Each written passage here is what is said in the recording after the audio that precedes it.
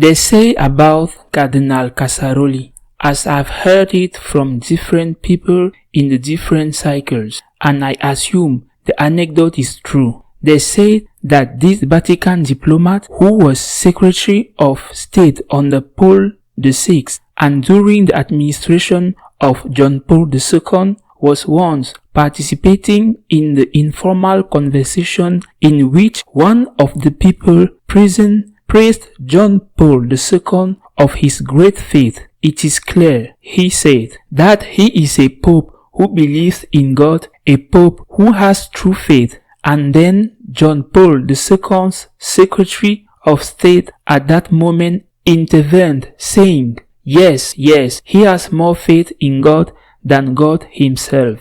Well, it was a gesture of irony, a subtle, well, not so subtle, criticism of this boast because he considered him a radical at heart, probably because he disagreed with the cardinal on the so-called house politic, that is, the politic Casaroli had pursued a Secretary of State, which consists of making concession to the communists, thinking he could thereby achieve some shred of freedom for the church, a policy that the Cardinal of Krakow, Karol Wojtyła, disagreed with at all before being elected Pope, and which he later disagreed with when he was elected Pope. Thanks to this disagreement, with the collaboration of other figures such as President Reagan,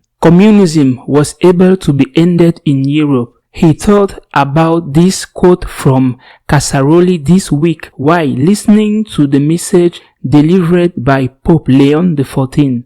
I don't mean to say that the Pope has more faith in God than God himself, but I am convinced that the Pope has faith in God, a solid faith, a very well-formed, consistent faith. He is a man of continually places God at the center of everything. He places Christ at the center. For example, the message for the World Day against poverty, in addition to insisting that the poor must be helped through justice first and foremost, and that we cannot become accustomed to the existence of poverty, say that the greatest poverty is the lack of God, the ignorance of God. And this phrase, uttered by Leo XIV, is practically the same one that Saint Teresa of Calcutta, Mother Teresa,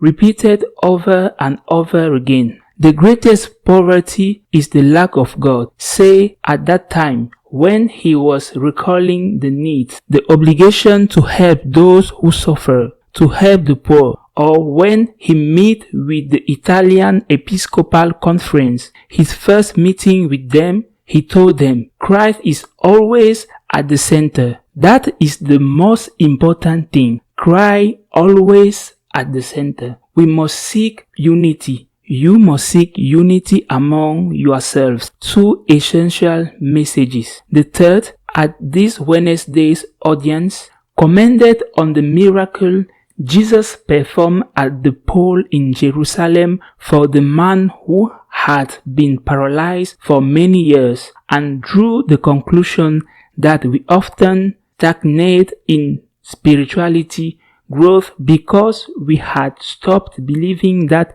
with God's help, with grace, we can achieve it. Pope Leo spoke a beautiful phrase, speaking of the heart of Jesus burning heart of love. He said that it is the true house of mercy.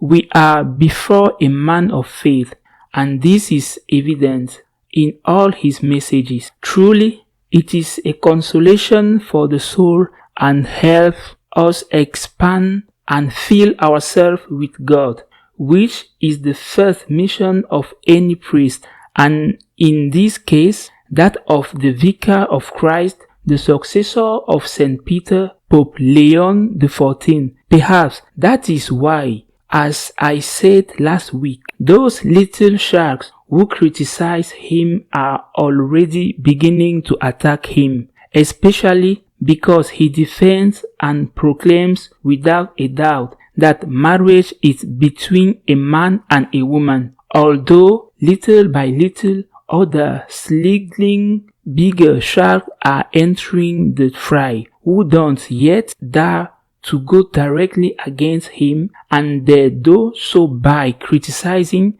in this specific case, a blessed man who will soon be canonized. I am referring to a lay theologian, Andrea Grillo, in Italy, who was Pope Francis' principal advisor when it came to restriction on the traditional Mass. Grillo has criticized Blessed Charles Acutis, soon to be Saint Charles Acutis, and he has criticized him because he says he had very bad teachers and that he has a poor Eucharistic education, because he focused on Eucharistic miracles which are proof of the Lord's real presence in the Eucharist, and this little guy finds these horrible, very bad manners. Who has so badly educated this young man, this holy adolescent who believes in Eucharistic miracles? Well,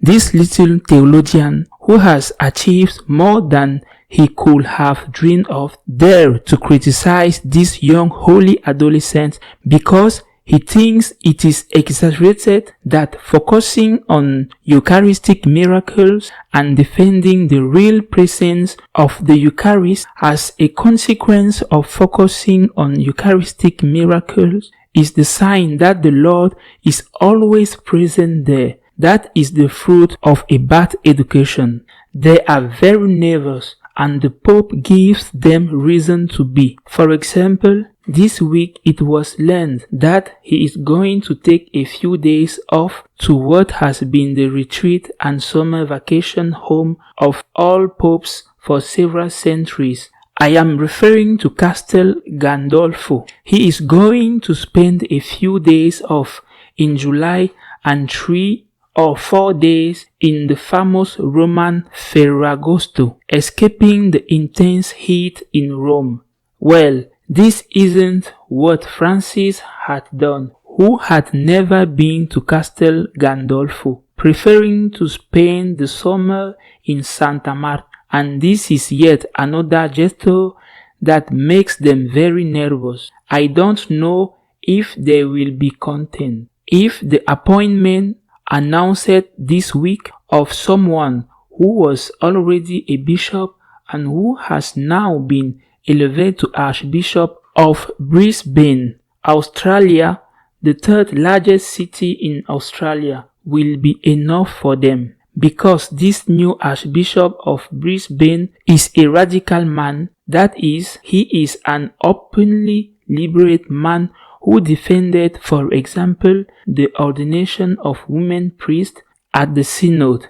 The well-known figure like James Martin exulted with joy. He is very happy, and I repeat, I don't know if this will please the liberals. If they declare victory, I think they are being a bit hasty. Why? Because the Pope has been there for just over a month, because he is been making changes slowly, and because he is decided to let what was already in place continue precisely so as not to disturb it, so as not to attack attention. The game hasn't even started yet. It is still being prepared. If they think the appointment of the new Archbishop of Brisbane is a sign that the Pope is a liberal and that he will support, among other things, the female priesthood, they are going to be deeply disappointed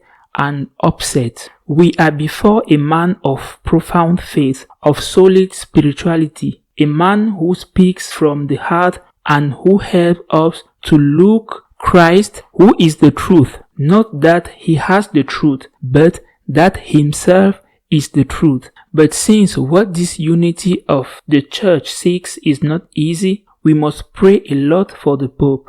Let us accompany him with our prayers, with our love, with our gratitude, See you next week, God willing.